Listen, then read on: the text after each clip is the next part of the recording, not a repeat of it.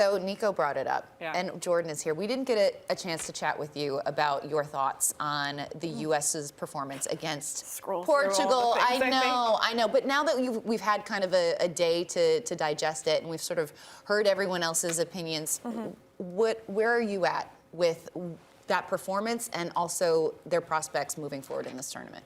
I think a lot of things that were said yesterday were very valid points, you know, from some of the things that Carly Lloyd said to some of the things that Kelly O'Hara said, where this is a tournament. It's really hard to win the World Cup. And I think what has been interesting over the last couple of years, and I wouldn't even say it's the World Cup, is under Vlatko Andonovski, this team is just different.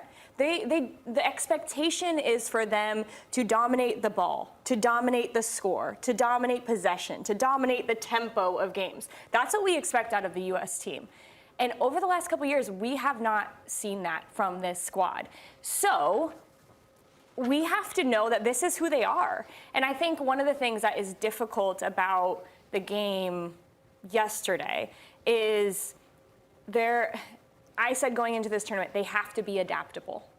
And they are not adaptable. They see something and they say they're going to stick in their 4-3-3, and that's how they're going to play. I would say their midfield changed a little bit, but why not go against this Portuguese side who plays so narrow? Go in a 3-5-2. Try to make it really wide with wing backs, and you have players that can do that. Go in a 4-4-2 diamond and try to match them man for man. Just adding some kind of different tactics, which we saw Sarina Wiegman do for England yesterday. It's just, there's no ability to adapt, I would say. That's the concern. And when they get those one or two chances, which they did, they're not clinical. And we have seen them be clinical. But overall, it reminds me a lot of 2015. Everybody was talking about them going out of group stage. It wasn't the U.S. performances, but they went into the knockout rounds. They tweaked some things, and they ended up winning. So I don't think you can count them out, but I would say what feels weird is our expectation for this team is dominance, and they just aren't. It's just not a dominant squad like we've seen them before in the way that they are actually playing the game. Can they still win? Yeah, they can absolutely win. I think their defense has been really good, but I think that's where this tension is coming, is our expectations are not being met. I want to grab a lot of parts from your answer and throw them back at you with a question. Given the fact that they're not dominant, that you don't expect them to be dominant, despite the talent that they have, and the World Cup, I think always the U.S. at a Women's World Cup is win. That's like the standard we have given collectively to this team. That's the expectation.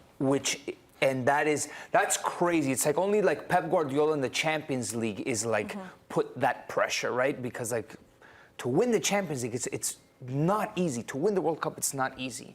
Now, how concerned are you about the Sweden game?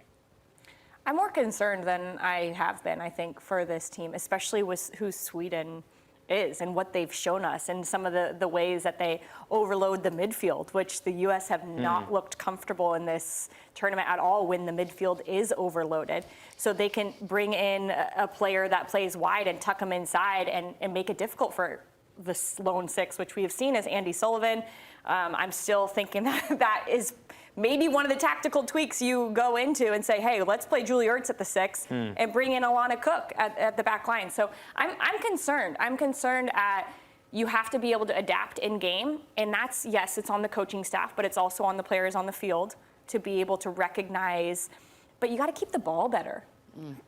And that's without Rose Lavelle now. Yeah, and that's without Rose Lavelle. They had 2 passing sequences with 5 or more passes that made it into the final third. 2. Wow. 2. That's actually staggering. So their ability to keep the ball right now, and I don't think it's clearly not the talent, because the talent is there. I think they're not dominating the tempo of the game. And the tempo comes from how fast you pass the ball and how you move off the ball. And neither one of those is going well for the U.S. right now. It's almost like there is a timidness to the way that they're playing when they're going forward. Like they're so scared to lose it, where this has never been a team that has been scared of anything. And I think that that's confusing to people too. Like, fly forward with some energy, with some movement off the ball. There's a lot to talk about with this, but I think that the tempo, they have to up the tempo if they're going to compete with Sweden, especially off the ball. It's really good points. In Group G, so as Jordan mentioned, Sweden has advanced. They beat Argentina 2-0, and South Africa, which we will talk about, they beat Italy 3-2. So those are the two teams advancing out of Group G. I think, too, an interesting point that you're making, too, Jordan, is that the U.S. are suddenly vulnerable. They're not this powerhouse. And I think that other teams, especially Sweden right now, are looking at the areas of weakness on this U.S. side and thinking they are entirely beatable. They already had a target on their back as the reigning champions. Yeah. Can I make a small caveat? Of course, of course. They're suddenly vulnerable on the world stage. Yes. Because they've been vulnerable for a while now. But the last couple of years, they've looked. It's the time to turn. If there's a time to turn it around, it's now. There haven't been any hints that tell me they can adapt, they can move, because Vlatko is a little bit rigid. A little bit. Yeah. Okay. I mean, he's kind of proven through this group stage that he refuses to make the changes necessary. And then the personnel changes, like the woman for woman changes, don't work. No, and Roosevelt didn't start in the first game, and we won. But Sweden is not Vietnam. This is going to be a very tall task. Without what I would say is probably our best player in a midfield that has been really, really sort of weak throughout this entire group stage. But I think that what's crazy is you bring two center backs in and you haven't even played one of them. Like Alana Cook was one of the starting center backs for a year and a half. Played a lot with Becky Sauerbrunn, and then all of a sudden it's Julie Ertz in that spot. And I understand Julie Ertz is a game changer. I would put her in a starting lineup at all costs. But I think that that's not the change. Now you're going into a Sweden match where I actually think Alana Cook should play next to Germa and Ertz should play in the 6. Because if you're going to win first and second balls, if you're going to dominate the midfield, that's who you want in there. Sure. But you haven't played Alana Cook at all. It's just a mind game that I think in a round of 16 at against a World Cup Sweden. against Sweden. Yeah. There's also been so You've much played confusion. every World Cup in the last 6 World Cups. Susanna's a Sweden fan. Apparently, I know. Gosh, geez. Oh, we I got keep doing roasted this. for my, I know. my orange. At least it wasn't on match day. It wasn't on game day. It wasn't on match day. Whatever. Go Netherlands, I guess. No, I do think Heather O'Reilly said something too, though, that I thought was interesting. She was like, look, she was like, all of this criticism that we're throwing on this team is fair. It's deserved. But also, there's two phases of this, of a World Cup. There is the group stage, and then there are the knockout rounds. And it's almost like mentality completely shifts when you move from the group stage to the knockout rounds, because you're in these one-off games. You lose, you go home. And so for the U.S., I think we have to give them the benefit of the doubt that they have been there before. They know how to win a World Cup.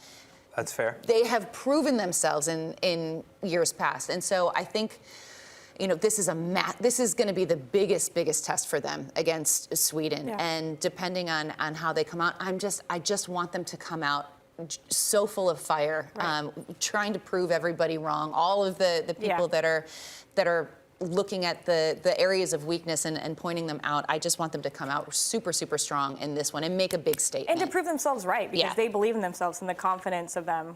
They're saying it all along. So I think Sunday morning, my hand's going to be over my heart. I'm going to sing the national anthem. I'm going to support this team.